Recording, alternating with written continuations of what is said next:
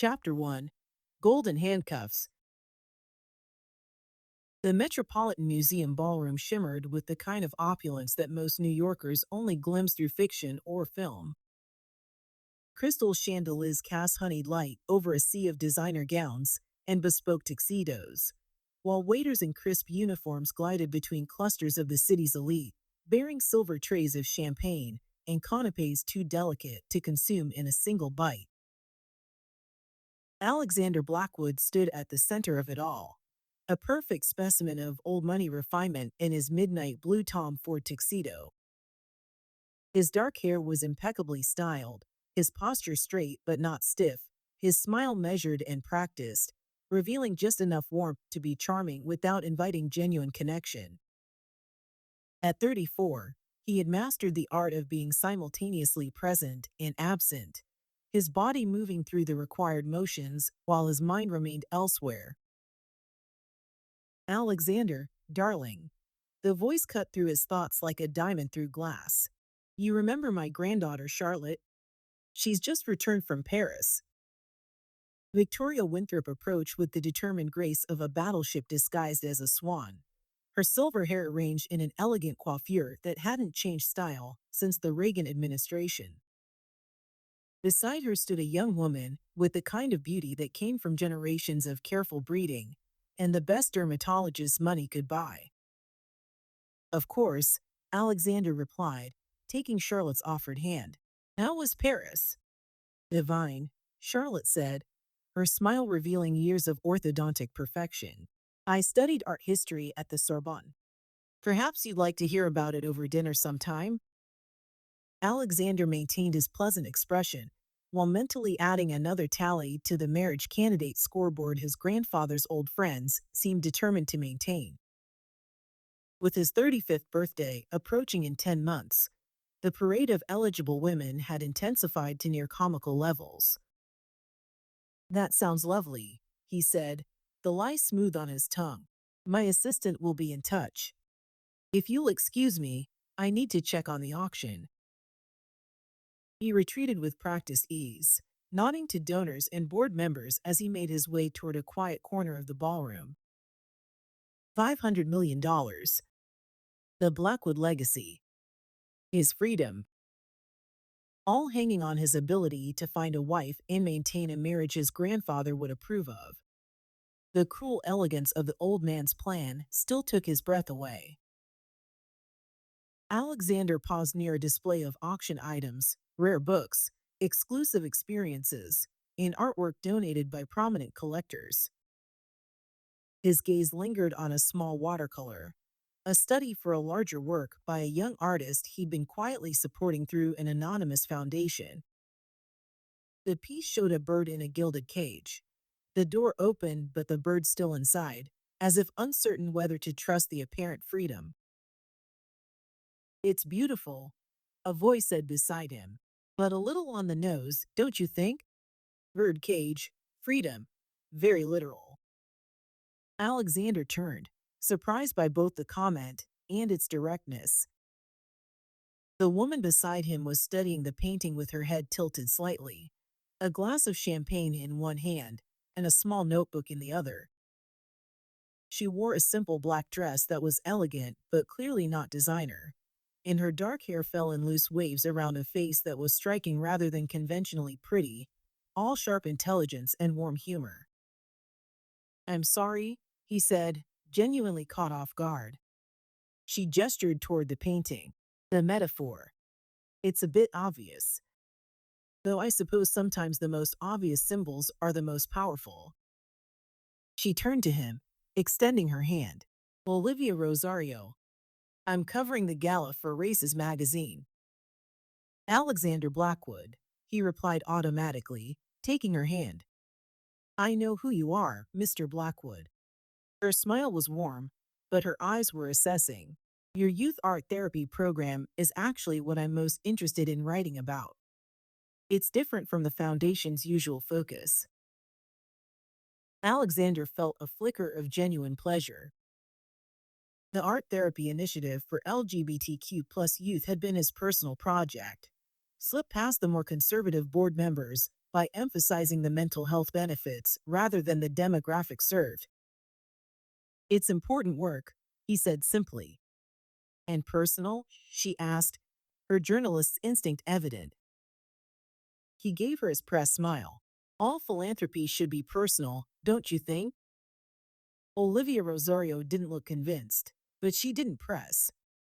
Instead, she glanced around the ballroom. This is quite the spectacle. Do you enjoy these events? The question was asked casually, but Alexander sensed she was genuinely curious.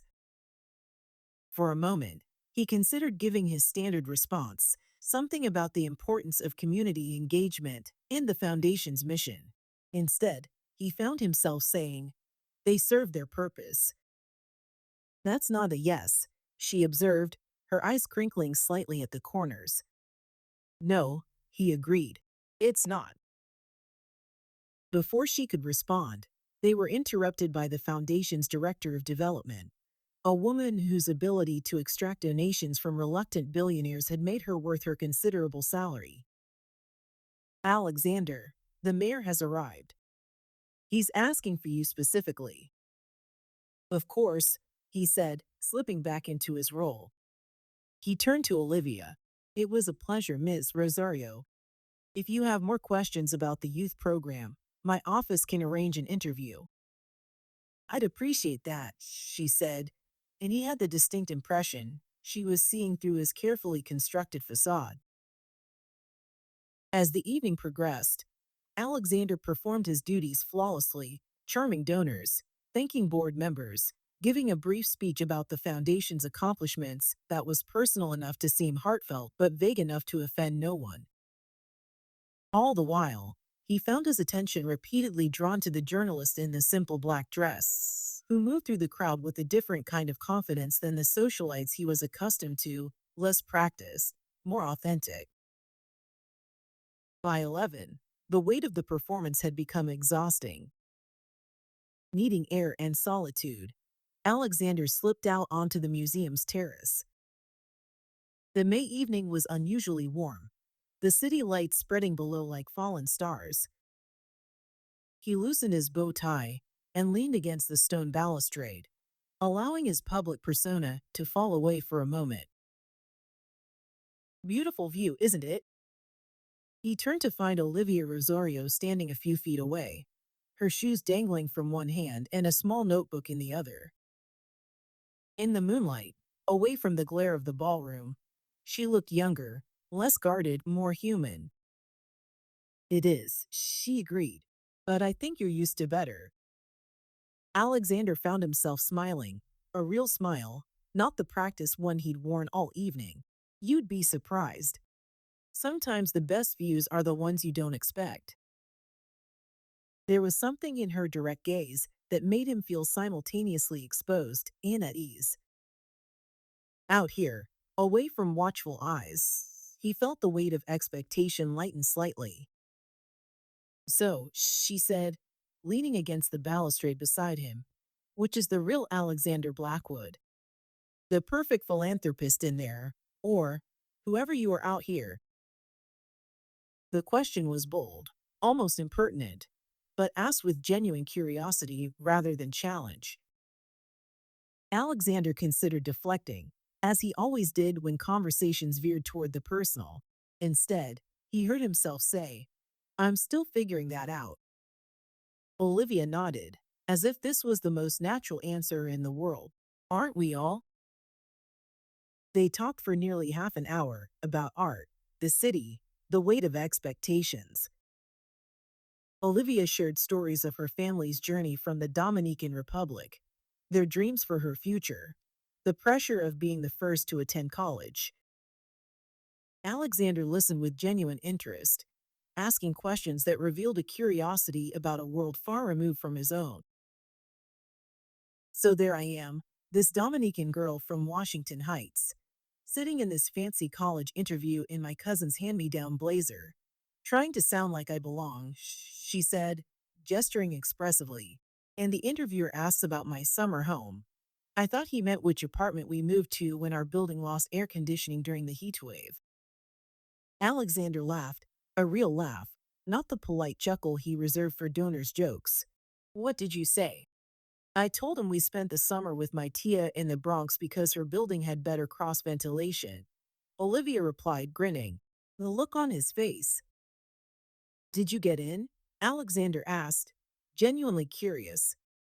Full scholarship, she said, a hint of pride in her voice. Turns out they wanted diversity more than they wanted another legacy admission. Good for you, he said, and meant it. As their conversation wound down, Alexander found himself reluctant to return to the gala. There was something refreshing about Olivia Rosario, her directness, her humor, her complete lack of pretense. She wasn't trying to impress him or secure a donation or position herself as a potential match. She was simply herself. A wild idea began to form in his mind, the kind of reckless thought he hadn't allowed himself in years. This woman was different, authentic, smart, and completely outside his social circle. Miss Rosario, Olivia, he said, making a decision. Would you have coffee with me sometime? There's something I'd like to discuss, something unconventional. She studied him, journalist's instincts clearly on alert.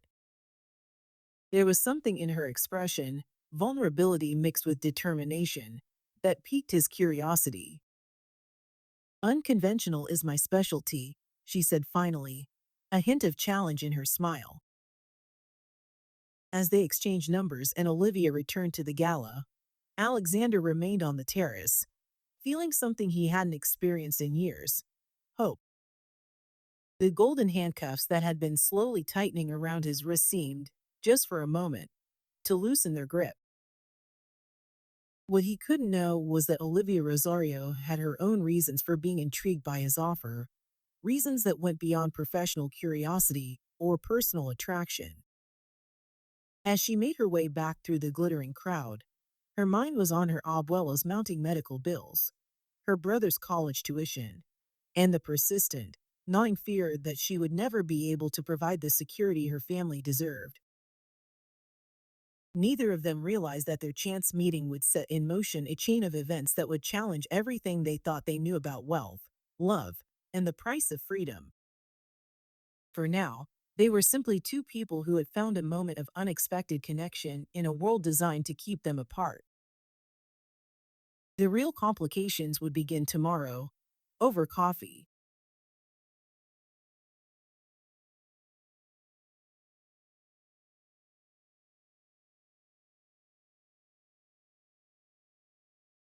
Introduction to Chapter 2. The Proposal.